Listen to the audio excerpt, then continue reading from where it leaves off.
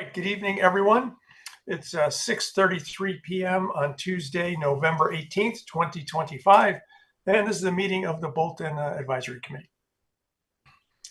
Okay, we've got just a couple of items on the agenda tonight, and the first one is a discussion with our town administrator of capital planning and some decisions around capital purchases. Okay. If it's okay, I have a sort of summary of stuff. Oh, I'm sending requests to share. Yep. Summary of stuff. Great. All right. I wanted to confirm, are folks able to access the OneDrive link? And no shame, no blame if you haven't yet, but strongly, and I will resend it tonight. This is to build on your volunteer efforts to be another set of eyes on Capitol, for which I am deeply, deeply appreciative. The OneDrive folder is always updated with additional information, and it's something where you can, look at it and then, an additional quote arrives. It's marked as a quote, etc. It's pretty straightforward. It's basically a folder of submissions received, and for fiscal 27, within that folder, I break it out by, buildings and equipment, and within buildings, you can see, oh, here's what's being requested for the library. Here's what's being requested for the DPW, along with the original application and any quotes. If you've opened it, you've seen this looks ominous. It's more than 2 million, and it's actually a little bit painful in trying to tease out then what is most relevant. Sort of taking tonight's discussion, I'm hoping to pique your interest into click and see. There's a bunch of one-off equipment. You may have heard about the transfer station cameras. This came up last year and was deferred because we weren't sure what was going to happen with the transfer station. The ad hoc group had submitted their compiled recommendations to the select board, who will be discussing this at a later meeting. But one of their big things, as was also echoed by the DPW director, was cameras. The public safety building under interim chief, Barry had requested that the phone system be updated. I know that Chief Hamburger had been working on this. This is slightly under the 10K capital threshold, but she diligently applied and submitted all requisite information. And the select board at a prior meeting had agreed to support a capital request for an electronic signboard. This information has been assiduously collected by Jenny, who has done like the yeoman's work. I'm currently putting it in the plan at an estimate of 2 averages, 42K. Vehicles, I realize people's eyes could glaze over with vehicles. I've seen these vehicles now for the second time, and apparently they'd also been on the capital request list from fiscal 24. So I saw them for presumably they were there for fiscal 25. I saw them for fiscal 26, and they haven't gone away. So for the 2 DPW vehicles, the estimates that are there are fresh and real. So that in combo is over $500,000. Note though that we haven't really been adding on to or updating our DPW fleet, and there are some offsets that can be applied. One of them being an insurance recovery from a vehicle that had caught fire. So we're in a bind. But I look at those and I think, okay. I also am aware when you guys look at the budget roll-up, you can see that some of our debt is rolling off for fiscal 27. So this will be a future conversation should we proceed forward on the vehicles. So another spookier component called legally required. The wastewater treatment plant had an estimate of $214,000 from a vendor to bring it into compliance. I don't know how hard and fast that estimate is. We have been replacing components. Last year at annual town meeting, you'll recall that a bunch of other articles were sort of gathered together. It's sort of like using a sourdough starter and smushed so that the DPW director could start on that work. But that for the wastewater treatment plant, which currently serves the public safety building, the library, the Houghton building, as well as the schools, we're required to bring that into compliance by December 2026, which seems very far off, but that means it would fall into the fiscal 27 budget. The water supply at the public safety building and library, I just abbreviated it. As you're aware, we're still under a boil water order. The temporary disinfection solution has been approved by DEP. They require us then to put forward a permanent disinfection solution within 1 calendar year of their approval. So the clock is ticking. I know that the DPW director is working on having the temporary disinfection purchased and installed. But we do not know what the cost will be for the permanent approach to disinfection. That one I have flagged. We'll need to know at least by February at the absolute latest. It's also a two-step. Anything involving DEP requires that we get their feedback because we need their approval before we actually engineer and scope something. And then I put on, because this had been dropped, the language in the home rule petition for the DCAM land purchase was that the state that we would purchase it by December 2026 at the fair cash value or assessed value, and the state would go through its assessments. I estimated 23,000. I have no idea. But we do need to be mindful, should this finally start moving forward as we were so close in the last iteration. This is not that the state is going to give us the DCAM land. It's that it's going to give us, in effect, sort of like the, right of first refusal to purchase the DCAM land. Environmentally, good things to do environmentally. One of them is for the DPW for the gray water, where they're they have the cesspool that basically handles all of the gray water from the DPW garage building, not the admin building. So when they're sort of washing off trucks, let's say, from, putting down salt brine, this is all going into their drains, and then that is all going into a cesspool. The request from Randy, the DPW director, highlighted that the cesspool is also close to their water source, and it had been flagged before as this is a more urgent thing to do out of being environmentally conscious. And then the Bowers erosion control, which folks had heard last year from the conservation agent, is a request for 75K. Rebecca, the conservation agent, is looking at other smaller grants. But this is just sort of to pique your interest. As part of capital, we have items that would have secondary, supplemental, or expected funding. Police cruisers in there, the funding source is raise and appropriate, and the Park and Rec Commission has put forward pickleball courts. We have a revolving fund set up by town meeting for field fees that can also be used for field improvements. So that I'm not feeling I don't know, scared about. For buildings, there are a couple of things we have to consider. One of them, this Jace, I had no idea what a Jace was. It's an electronics board that controls the HVAC. We had replaced the Jace board at the public safety building a while ago. You may have heard the library director talking about her concerns about electricity usage. And, I might need a reserve fund transfer to cover it.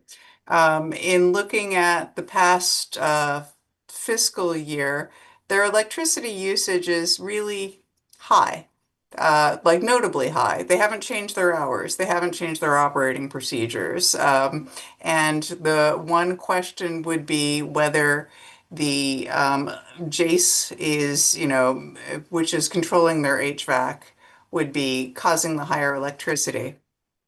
More notably on the Jace, though, so this may come off the plan as an emergency request. Last Friday, the library lost power, and so it was not power, but they lost heat. It was 34 degrees. The contractor came in on Monday, is doing the preventative maintenance, who's already scheduled, was able to get the Jace up and running. But it's on its last legs. It's sort of on its last toe at this point. The greatest concern is, thankfully it was chilly this past weekend, but wasn't terribly chilly. Uh, if it had been, say, Thanksgiving weekend, it might have been a different story. The public safety building and library, IT closets, both have mold. There's a question, it has been cleaned or, cleared, but actually we're seeking to have it be remediated. Now we're on to the two things that I want advisory to consider, and I'm seeking your feedback directly tonight, even if it's just, I'm going to think about this for a while. The Houghton building. The Houghton building is on, and you may have said, well, 100,000. How can it be $100,000 to paint a building? I was looking at the structure of the building, not so strange. And digging deeper, a lot of that is for the replacement of the siding in the back, the parts one never sees. So it's the side opposite the main entry or the 117 entry. I'd asked the Randy though, for the Houghton building, what what are the full costs that you have on your sheet? Because he's been giving me like 5 years at a time. I know there'd been a 7 year uh, summary roll up. The summary on that 7 year was 272,000. And that was from work performed a while ago. He'd said, based on increasing costs, as nothing seemingly ever goes down, it's 381 with contingency at this moment. If the advisory were to say, you know what, we're going to spend all of our free cash on Houghton. I'm here to ask though, I know in the past year, we were running an incredibly, incredibly tight ship. Like we had the most minimal capital spend. Um, for the monies that have been spent on Houghton, it seems that the building is a little bit limping along. And I understand its historical significance, and I've gone to the Mass Historical Macris database and read about the Joseph Houghton High School, which is very cool, and all the different configurations of the building. My concern is that, in effect, unless we're willing to commit, we're kind of doing demolition by neglect. With that said, I wanted to raise the prospect of, if the advisory had considered, we have two paths on Houghton. One of which is that we can continue these sort of piecemeal or the 100K for the siding. The second would be to declare it, disposal of surplus real property. Because it does become a question. It is a lovely space. It is a great meeting space. It provides services to not-for-profits for which they pay rent that covers most of the utilities. And it's a question worth raising. And it's not one of those, if you're not going to do it right, don't do it at all, but realize we're going down a path where it does seem, unless we are willing to commit to this building that is sort of maybe in the first derivative serving the taxpayers, maybe but because money is limited, we're not also spending money on things which could directly service the taxpayers. I don't want to see it fall apart, and I also do not. I want to raise the question as to whether this is sensible.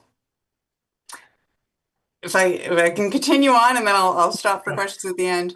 And then for the town hall, you notice you're looking at the town hall entrance, and there's 55,000 for the design of the town hall entrance. I placed in the OneDrive folder and hope folks get a chance to click through and look at it. The Code of Massachusetts regulations in terms of renovations of a building. As you know, the town hall is pseudo accessible-ish, but it is not meeting ADA compliance. If we end up spending 30% or greater of the full and fair cash value of the building, and this is also, we're required to bring the entire building up to compliance. So it's another question of what do you as the town want to do, or has this discussion been, broached? And I apologize, maybe it had been something that we've discussed this 600 times before, 3 years ago, but wanted to raise it because one of the constraints that we have is it has 5,200 square feet. There'd been some interest in potentially, a part-time staff member, assisting in one of the finance offices. We don't have a place to put them. There'd been, other questions of, well, wouldn't it be great if we could do X? We can get one-off repairs, but investing money in even a modest renovation is it will get us through. But it seems, it seems reasonable that we should be mindful if we're just muddling through, but we are proceeding down a path that may not be the most useful application of taxpayer funds. Didn't So we that just, that's one of my exciting things. The other, which is just a sheet, and this is just to entice you, please go into the folder is ta-da, the capital plan. When I'd mentioned the greater than 2 million, I did not include anything with regards to culverts. So what you see, the fire chief has submitted 60K rescue tool replacement. These are the two trucks of the DPW. For roadway improvements, it is expected that there would be offsetting funds from that, either funds from the state, from MADOT, etc. So I was not covering that. For the police cruiser, it's our standard raise and appropriate, public safety building phone purchase one time. DPW is, has garage heaters. Houghton painting is really painting and siding, rotted siding replacement. Library roof is small dollar, and it's not keeping me up at night, and so had also been a more extensive library roof repair. The town hall, I can't say that these things are not necessary. I can say though that it's it's a caution. We are at a decision or not. If we're not at a decision point today, we will be next year at this time. And then skipping over the culverts, hoping for external funding, pickleball courts, fencing, Bowers Brook, DCAM home rule. And then last but definitely not least, the electronic signboard. But please go to the shared drive. It is a world of fun. Yeah. So that's my full overview. One thing which I'd wondered is, in a way, once you see something, you can't quite unsee it. And so, would there be interest among advisory members to seeing some of the townside buildings and repairs that are requested? because I'd be more than happy to set up like a field trip day where we can all look at the backside of Houghton, things that are never quite seen, as well as see, Yeah. with the DPW and the drainage, walk out, bundle up, and see where is that cesspool exactly. Yeah, I think that'd be very helpful. So Marie, first, I just want to say, thanks for running through that and thanks for putting all that together. Um, it's very helpful to see it kind of all in one place, looking out several years to try to get our arms around what some of the needs are going to be. Um, and I just want to clarify for the whole advisory committee that the purpose of tonight is really just to have a discussion. We're not deciding anything or voting on anything. No, We have a date in February when we will vote on capital items for this year's warrant. So this is just like a discussion, get everyone familiar with some of the options on the table. Now, Maria, as part of this, we also have an option to potentially take on debt for some of these, especially like vehicle purchases. hmm Yes, And that, vehicle purchases for the, life of the vehicle for within our current debt profile, municipal debt, we have approximately 75,000 of non-excluded debt, not, that is already built within the levy. Mhm. So we could debt roll together, say two big vehicles, and try to keep that payment so it's flat. Yeah. um, your comments about the town hall and the Houghton building are very they're great comments and they really resonate. I agree with you that I think this has to be a broader conversation. Like, hmm we could invest a few hundred K every year and just limp along year after year after year. But, maybe we should have a plan. And, sometimes you hear that when you don't know what to do, form a committee. And maybe, maybe the town really needs some sort of committee to look at the two buildings sort of together and decide what is the right way ahead and what do we need to do in the long term. Yeah, just I would agree. Bob, it feels like options need to be looked at. Marie, you kind of verbally listed a couple, but it feels like, I mean, just an observation. It feels like we're at that point. If I can use an analogy, when you own a car for 20 years, do you keep, you know, investing in maintenance, knowing that the problems come up more and more and are more expensive every time, or do you just turn it in, sell it, do something with it?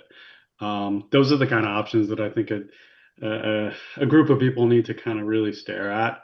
And one question came to my mind: how do you evaluate a building when it comes to the cost per services, or I'm trying to think of some metric to measure, for example, the Houghton building, the amount of services that we deploy or the town enjoys in that building relative to the cost of maintaining it, and I would say heating it and all the things that are needed to keep the lights on. Is that a metric the town uses to kind of evaluate?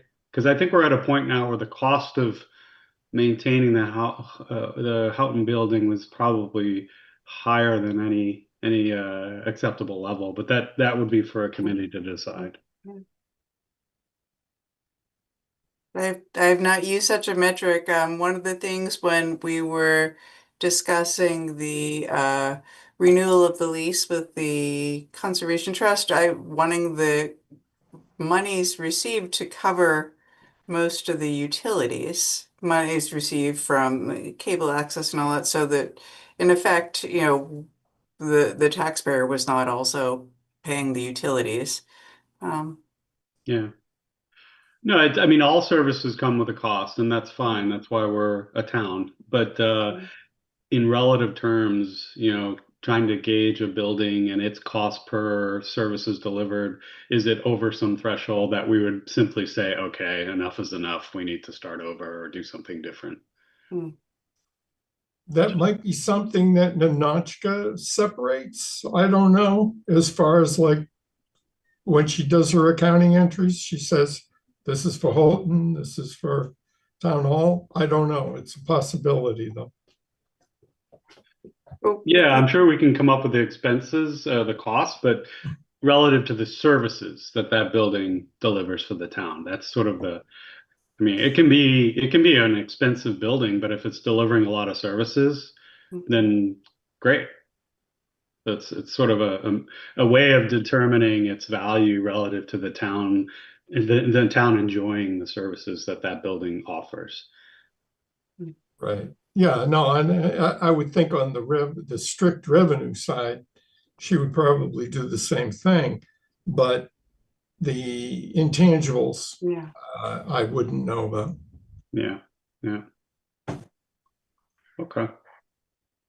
One other observation, Marie, just overall looking at, and this is not a personal judgment, it's just an observation. It seems, I'm making a number up, 90 to 95% of the capital are towards fixing and maintaining, and very little is towards adding additional services for the town. And again, not a judgment, just an observation. Yeah. And if that's the right decision, and well, obviously a lot of almost everything on your list really does need funding. So yes, we have to maintain things with capital, but should we also look at capital as a source of incremental services for the town? I think that's a great observation. Sort of the situation we're in, but you're right. Marie, can you remind me, for vehicle purchases, are there multi-year lead times for some of these large DPW vehicles? And if so, do the funds, all of them go out in the first year, or do you make payments over a couple of years? You can, there are multi-year lead times, nothing quite like a piece of fire equipment, though, thankfully. At the point where, the funding has been voted, one would not begin paying for it until you have the actual vehicle. So there would be a lag there. If we were to use a bond anticipation note, you would not be paying principal for the first 2 years, and can roll it. There are different financing strategies, but in effect, having the certainty of a town meeting vote saying we want to do X would allow the vehicle purchaser to get that order in, and could sign and attest funds were available. Right. But there's a potential that if we were to buy a vehicle from free cash, just as an example, that we could vote on it in FY27, but we would actually be using FY28 funds to It go may out the roll door. over. Yeah. Yeah. Okay. Marie, a quick question on the buildings, if you don't mind. When we do anything with those buildings, historical stuff aside, do we need to get union labor, or can it be? We need to use prevailing wage, Massachusetts prevailing wage. So it adds about, on the labor component, because when you're doing something, there's materials and then there's labor. Right. It makes the labor approximately 30% more expensive. But as we are the owner, we're required. Yeah, I just want to make sure and get the right context on some of these numbers. Okay. On the library, Marie, like what kind of energy assessment has been done on the power draw that's coming from there? Don't know. Yeah, Yeah. I mean because the main thing had been I've logged into Mass Energy Insight, which is a compilation of all of our electricity bills based on usage as well as cost. And just sort of monitoring it and saying what's going on, stand back and say what's going on. Yeah. Because it just like a Jace is great. I think that looks a little high for a Jace, honestly, although I'm not sure exactly like how much equipment would be tied to it, but I wonder if there's some other things we could do, like cycling on the equipment at different times and possibly just energy efficiency improvements that might reduce that electric bill and the heating bill rather than moving forward right away with the Jace if we don't totally understand what the problem actually is. Yeah. I'd be inclined to do something like a electric monitoring system in the panel. I have one in my house. It was like $100. I have a not to bring us down the Jace trail, but if I may, the quote, because Randy then scrambled because I wanted a refreshed quote, and this too, like all amazing things, is in the OneDrive folder, accessible. It's no longer supported, which had been a concern.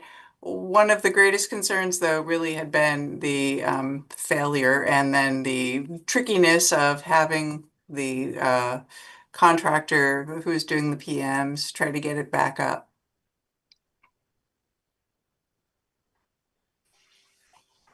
But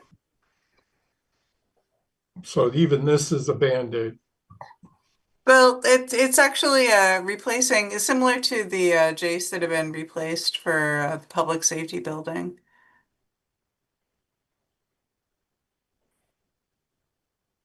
So I will stop share, but I hope everyone is so intrigued that they now are going to run. Do not walk to check out that folder. For sure.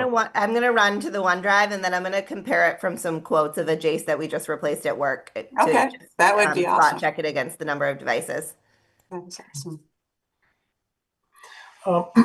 Marie, do you have a sense, and I won't ask you for details here, so you don't need to tell us, but do you have a sense in your head already of which items you would like to cover with free cash and which items you might want to incur additional debt?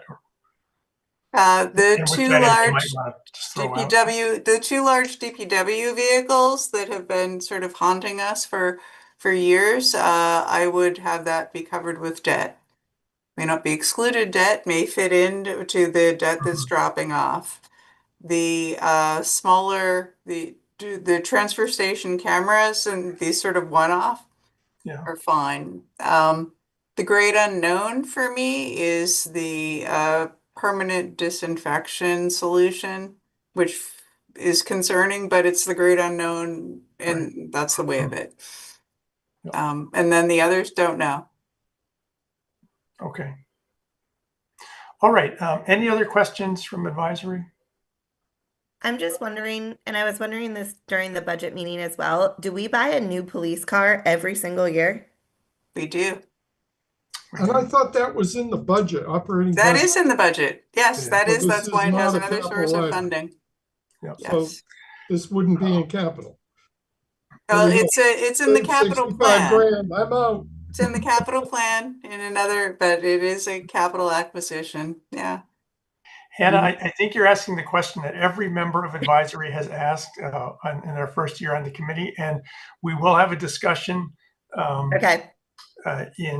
whenever we discuss the police budget. And I encourage you, if you have any questions, to bring those up at the time, and we'll have the discussion again about the police cruiser. But it comes up every year, which is fine. Okay. I don't want to be skeptical. That just seemed strange to me.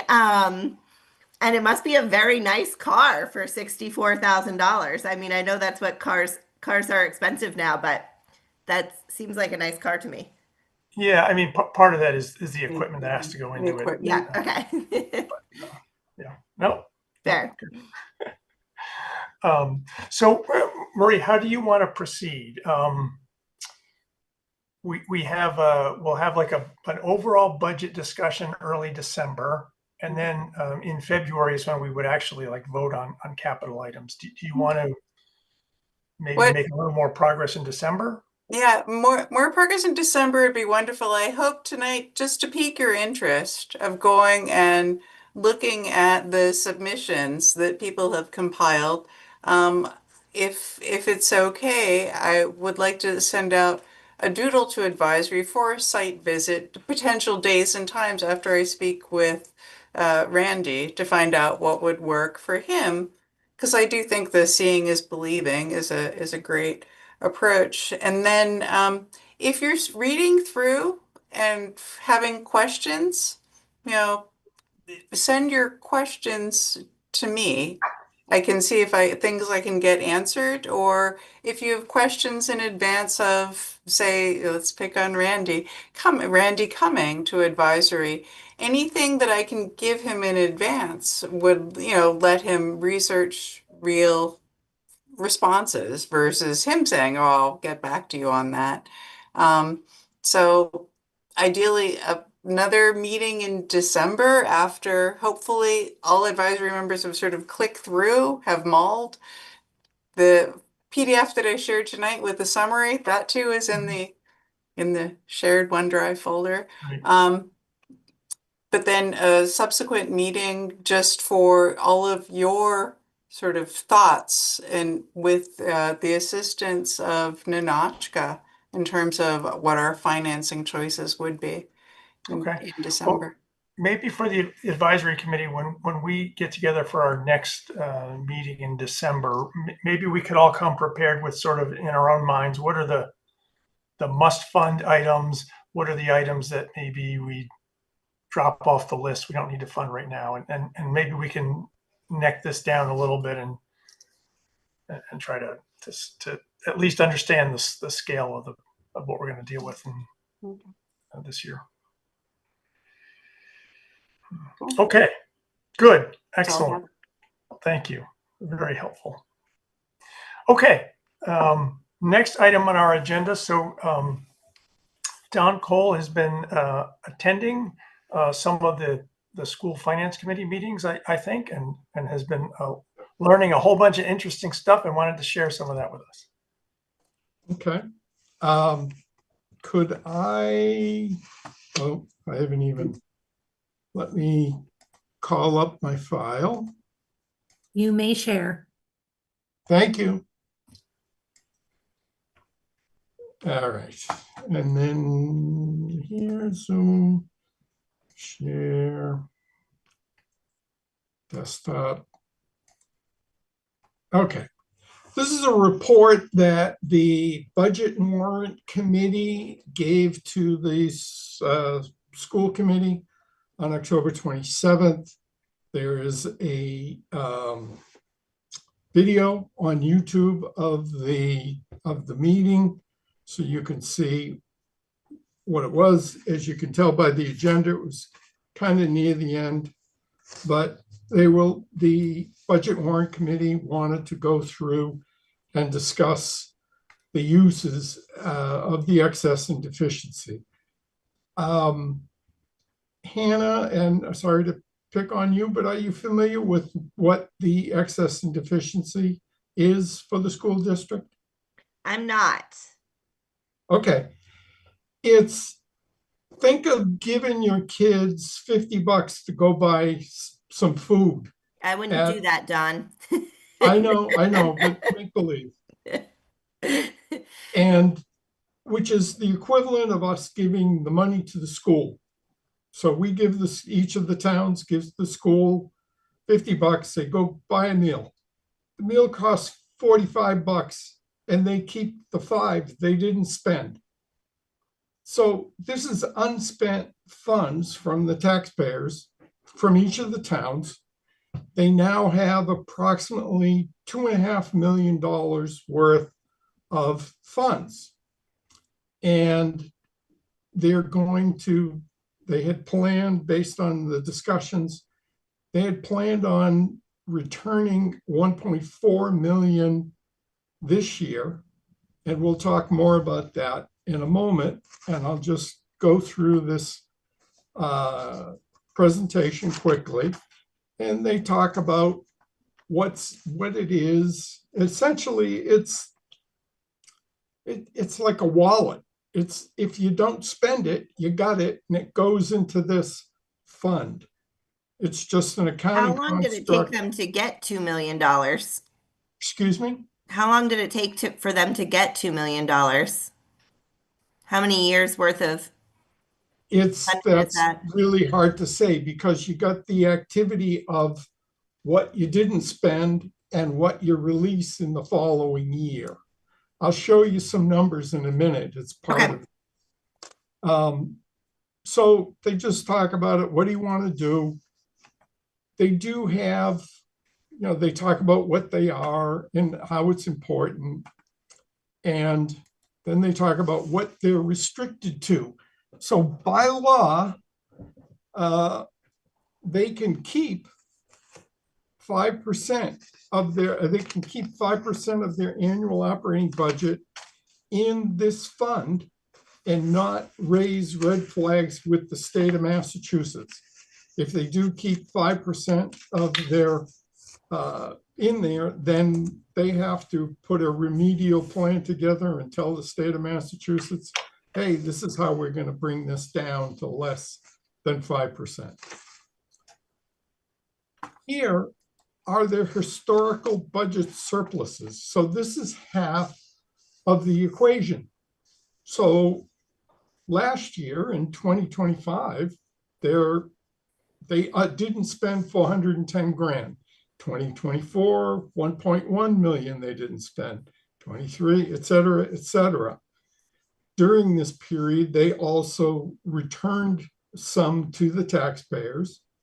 And at the end for fiscal year 25, they're at about 2.5 million in that account.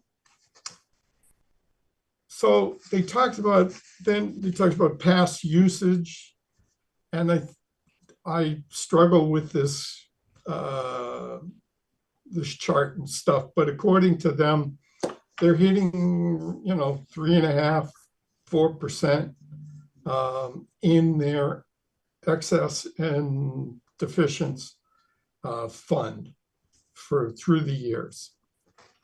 And they talk about it, and I don't really understand some of their perspectives. I watched the video, so I couldn't ask any questions or anything. But what they want to do is, they term at the beginning, they want to get off this hamster wheel of what do you do with the E&D. So what they've talked about is to slow down releasing money to the taxpayers. So instead of giving them, like I think for 2027, they talked about 1.4 million releasing of the 2.5 million. Now, that alone would get them to, 1.1 million. But based on their latest financials, they're going to come in under budget somewhere over $400,000. So that's going to leave them in the 1 point whatever balance at the end of the year that they've got. And so they've decided to slow down on releasing the funds by $200,000 a year. So as you can see in the second paragraph, they want to reduce it by 200,000. So 2027 would be 1.2 million, 2028 would be 1 million, etc. Now, the missing part of the equation for me is, what didn't you not spend during the year? So I don't know where the balance is going to end up. In their discussion, they sounded like they wanted to increase it as high as they could without raising flags with the state of Mass. Just something very concerning for me. So that's what they did. And Kirk did not suggest to them to keep it as a policy. They had initially said, let's make this a policy. He said, you don't want to make it a policy. And I agree with him. This is something I think you need to look at every year. And the first thing you need to do is say, why didn't we spend that money? And should we align our budget appropriately? So if you didn't spend 400,000 in salaries, I would budget less for salaries in the following year. But they didn't want to go that route. They didn't really talk about that. They just arbitrarily said, let's reduce it 200,000 per year. So they talked about it, and let me show you the next steps. So this was Don, could I make a comment before you move to the next document? well, the next document, they're all kind of a piece, but please. If you maybe you could pop to the slide 6. So when I don't have not spent a lot of time looking at the school budget, admittedly, but I consider the school E&D fund similar to our free cash, where there is some buffer. Exactly like our free cash. Right. So like we try to maintain 3 to 5% of our operating budget in free cash. The school tries to maintain 3 to 5% of their operating budget in excess and deficiency funds, which they're right in that window. And coming in they have a $70 million budget. Coming in within $400,000 is only off by 0.5%. To me, it doesn't feel like this is excessive. It feels like a reasonable way to maintain some kind of flexibility in your budgeting process, because there are always uncertainties. So you feel that 3% of their budget, or over $2 million, they could possibly hit a bump in the road this year and overspend by $2 million? Again, I don't know the details of their budget. I'm just thinking. I really don't see that, Bob. In terms of total percent, they have a $70 million budget. Yeah. And they're maintaining an E&D balance at 3.5% of that. Yes, but all right, let's talk about it in real terms. They got over $2 million of the taxpayers' money. Do we, especially based on things like this, do you see them having a deficit of $2 million in the next year, in next whatever's, and truly the next year? In this case, they're running excesses every year. They're running in excess this year. Yeah, I'm not suggesting a course of action. I'm just trying to point out that they have similar challenges that we do as the town, and just like we maintain reserves, so do they. That was my only point.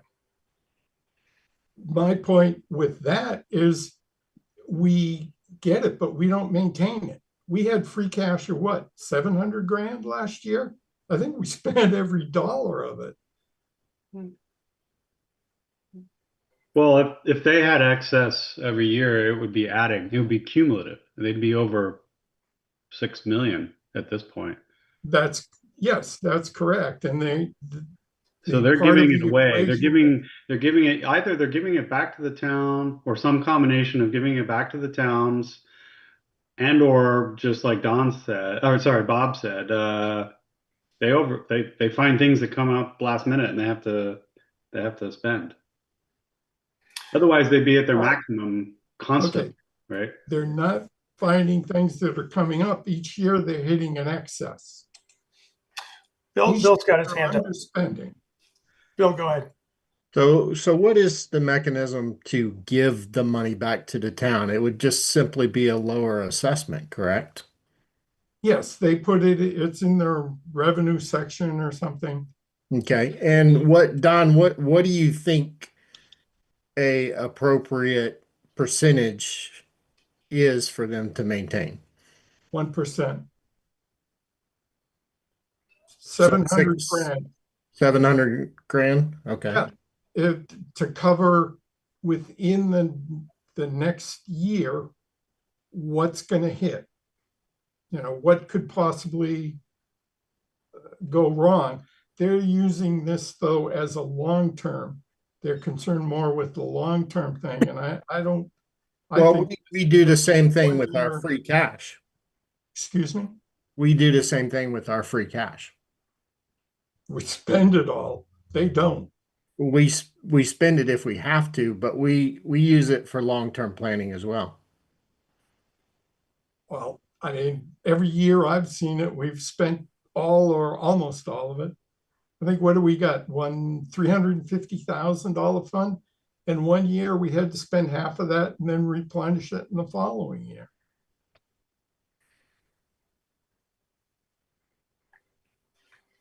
Okay, Don, there was another document you wanted to talk through? Yes.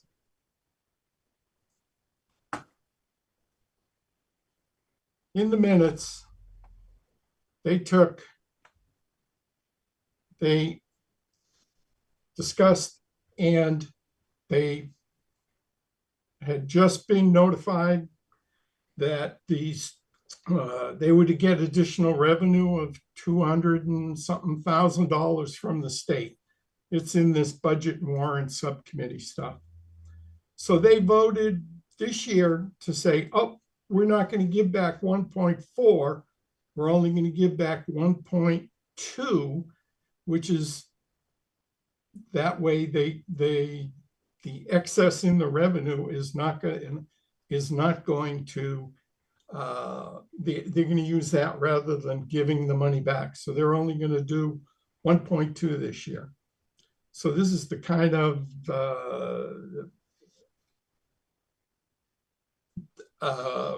manipulation. That may not be the right word, but they're only going to give up 1.2 because they just found 200 grand more in revenue.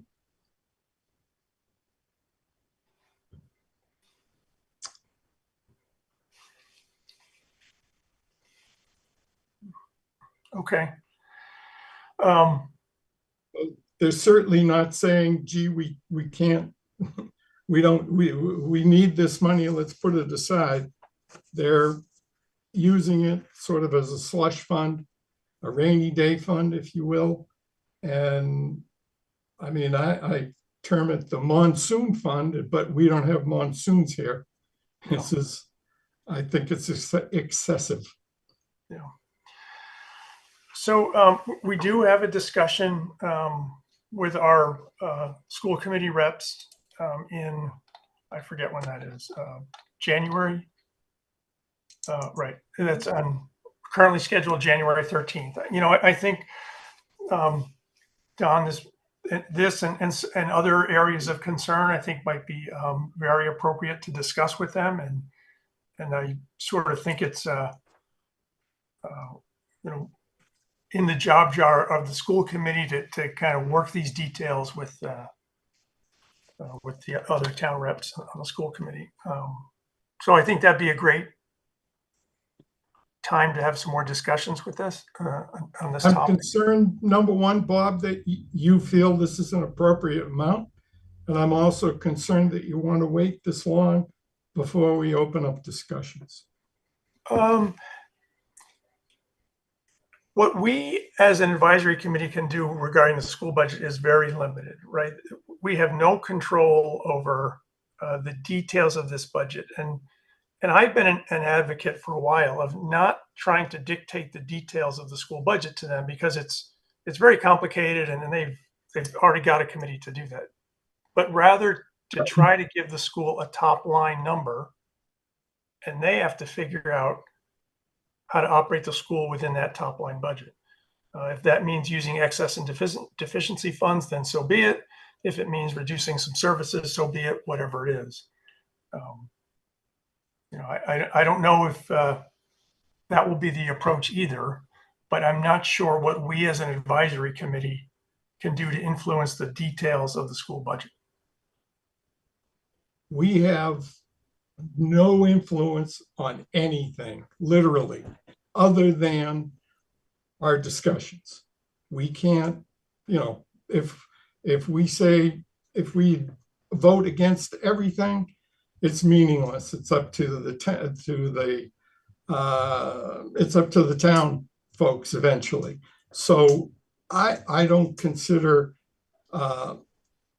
any authority at all. And I think the sooner these concerns are communicated, the better. And I want to make sure that the taxpayers understand that what we had to pay and what we, for taxes, and that what we have to put in as overrides include a slush fund for the school of some size. Whether that's appropriate and fine, I'll leave that up to them to make that judgment. But I think sunshine is the best disinfectant. Okay, so what would you like to do? You said waiting till January to discuss it might be too long. Do you have a suggestion? I'd like to attend some of these budget and try to get ourselves on the schedule and have some of these discussions. They're meeting, I'm going to attend the meeting as a taxpayer tomorrow, but I won't be discussing this yet. I would certainly want, as you can see, I wanted to discuss it with you guys and let Bill and hopefully the other select board members know about what this is, and they can use their own judgment on that. But I think we need to raise that as an issue and remind them that this isn't their money. Bottom line. Right. So certainly you can do that as a citizen of the town. But it sounds like you'd like the advisory committee to formally get into the process or something. Yeah, I'd like to have a discussion with them, and I don't know if everyone feels like yourself that this is a fair and appropriate amount, or if they feel this might be overstated and that they should release more of it. And that's kind of the discussion I was hoping to have. I guess I sort of agree with what Bob said earlier. I actually think holding to $400,000 of a $68 million budget is pretty impressive. Personally, I think that's probably 4 teacher salaries maybe that weren't working at the school or weren't hired that year. You've got the wrong number. I'm sorry to interrupt, Hannah. Yeah, no, go ahead, Don. You know more. 2.5, it got 2.5 million of the 68, not 400. Yeah. I guess what I saw on your chart is it looked like a trend where the school was trying to decrease that over time, right? I think back 4 years ago, it was at 1.6 for a surplus. Then they went down to 1.4, 1.2, and now they're just under $500,000. So I guess that would show me that I think the people that are managing that budget are trying their best to reduce that surplus year over year. And we're seeing them at maybe a mark that's more sustainable.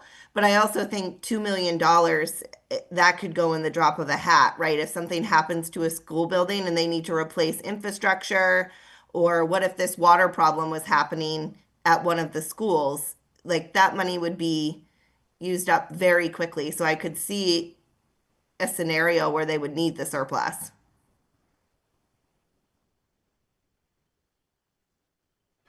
That would just be my personal take with That's fine. very little background That's information. fine. Yep, that's your judgment. Greg or Craig, would you like to share any thoughts on what I put out? I think the visibility is good to the data for sure. I kind of agree with Bob though. I think we actually do have some influence. The more we talk to them, the more we communicate with them as individuals, they hear us more. Giving them a top line perspective of what will help the town work financially, and just hammering that message home over and over and over again with more communication with them actually can make a difference. But getting into their nitty gritty and their decision making on their line items, I think is well, we're not the experts on it. We don't stare at it every day. The right amount, I think, is an impossible number to go after. Is it 700,000? Is it 1 million? Is it 2 million? They're probably best to judge that. I see. Well, I'm a little concerned that, and it's a little related to what we were just talking about, that if they're trying to decrease the surplus they have, I'm concerned, and we have no control over it, of course, that they can do that by either actually decreasing, obviously, what they, the assessments to the towns overall, or by increasing their budget some. You know, just spend the extra dough so it looks better on their sheets.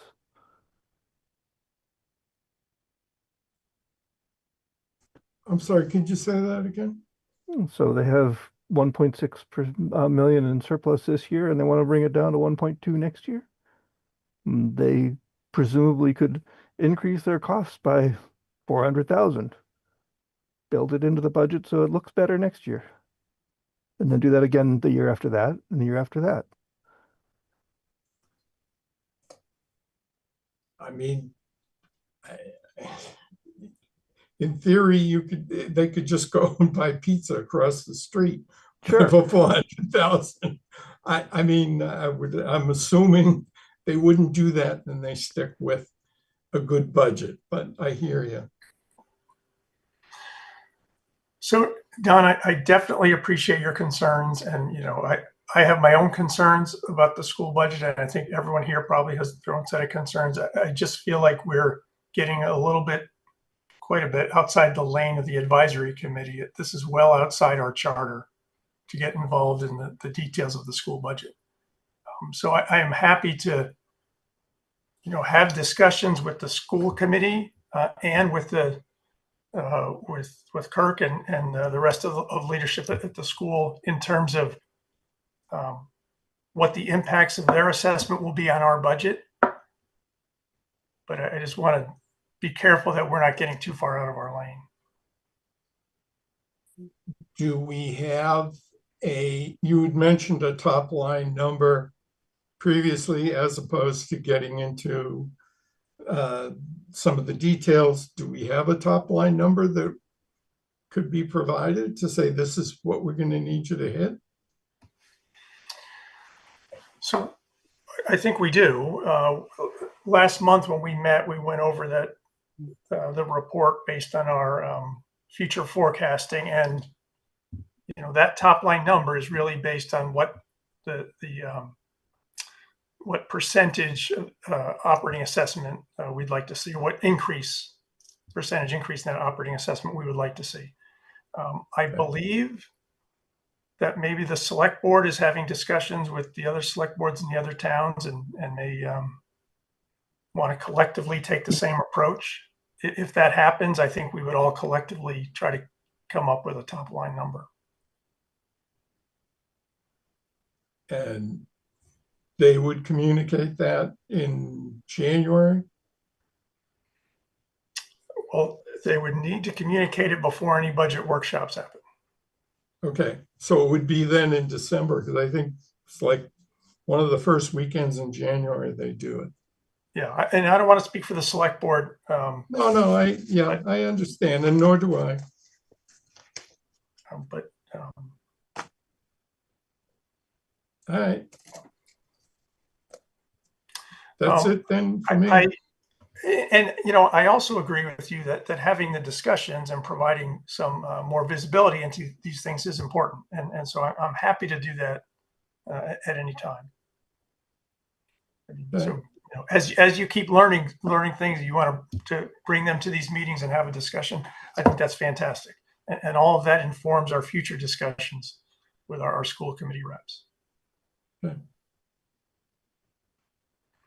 Okay, does anyone else have anything to add on the topic of the school budget or anything else advisory committee related? Hey, who's that pretty lady with Hannah? This is Grant. Hi, how are you? You say hi, Grant? Hi.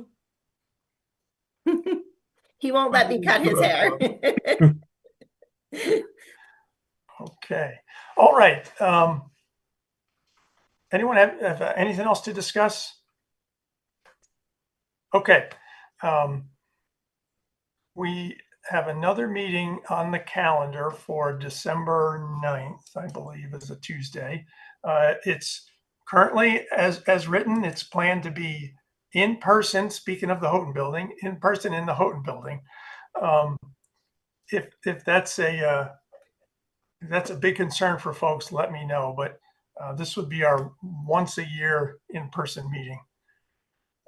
And the select board just met there last week, so they've already set a precedent, and It was fine. Yeah. it all worked out. So the plan is right now, December 9th, then we'll have another meeting when we actually start the budget review on December 16th, and then we'll take a break till January. Okay. If there's nothing else, would someone like to make a motion to adjourn? I move we adjourn. I'll second that. Okay, all in favor, please say aye. Aye. Aye. Aye. Okay, great. Thanks, everyone. Have a good Thank night. you. Thanks, Bye-bye. everyone. Night. Night. Bye.